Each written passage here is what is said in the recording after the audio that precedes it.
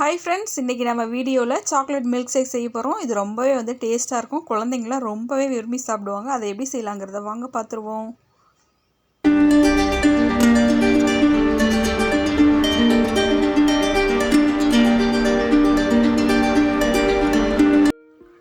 Mixie jar ஒன்று எடுத்துக்கங்க. அதில் நான் இன்றைக்கி டெய்ரி மில்க் சாக்லேட் சேர்க்க போகிறேங்க. 10 ரூபாய் பாக்கெட் இருக்குது இல்லைங்களா, அந்த பாக்கெட் எடுத்து சின்ன சின்ன பீஸாக கட் பண்ணிவிட்டு அதை இப்போ நம்ம மிக்ஸி ஜாரோடு நான் சேர்த்துருக்கிறேன்.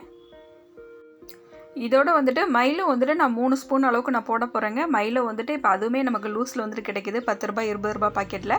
அந்த பாக்கெட்டை கூட நீங்கள் வாங்கி சேர்த்துக்கலாம். நான் அதில் ஒரு 3 ஸ்பூன் அளவுக்கு இதோட சேர்த்துக்க போகிறேன். சுகர் இதோட 2 ஸ்பூன் அளவுக்கு நான் சேர்க்க போகிறேங்க. ஏன்னா மைலோலேயே லைட்டாக ஸ்வீட்னஸ்க்காண்டி சுகர் சேர்த்துருப்பாங்க. நம்ம டெய்ரி மில்க் சாக்லேட்லேயே ஸ்வீட் இருக்கும். அதனால் நான் 2 ஸ்பூன் அளவுக்கு சுகர் இதோட சேர்க்க போகிறேன். நான் சொல்கிற எடுத்துருக்க அளவு பார்த்தீங்கன்னா 1 டம்ளர் அளவுக்கு நான் இன்றைக்கி எடுத்துருக்கிறேன். நாம் இன்றைக்கி 2 மெத்தடில் மில்க் ஷேக் செய்ய போகிறோம். நான் ஃபஸ்ட்டு மெத்தட் தான் இன்றைக்கி நம்ம செஞ்சிட்ருக்குது. இதோட ஐஸ் க்யூப்ஸ் ஒரு 5 பீஸ் அளவுக்கு இதோட போட்டுக்கோங்க.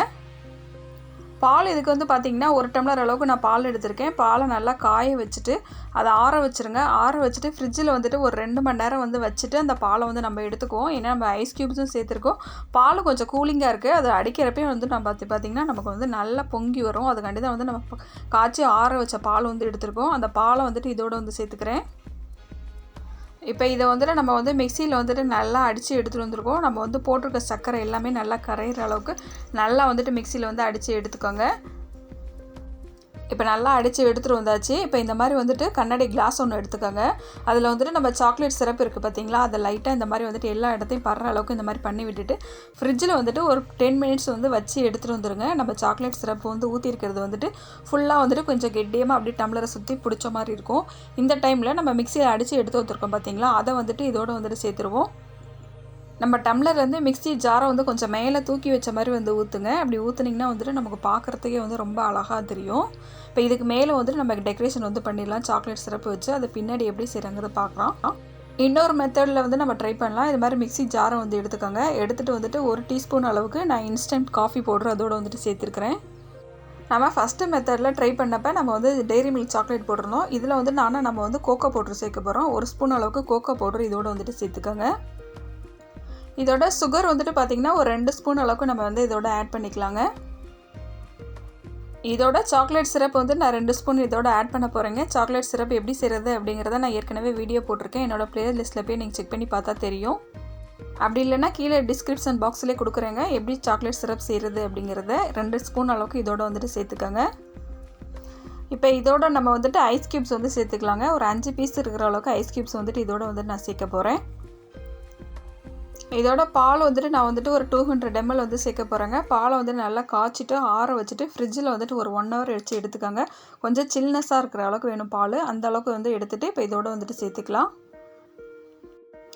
இப்போ மிக்ஸி ஜாரில் நம்ம அதை நல்லா அடித்து எடுத்துகிட்டு வந்துடுவோங்க. நம்ம போட்டிருக்க சுகர் கோகோ பவுடர் எல்லாம் மிக்ஸ் ஆகிற அளவுக்கு நல்லா அடித்து எடுத்துக்கோங்க.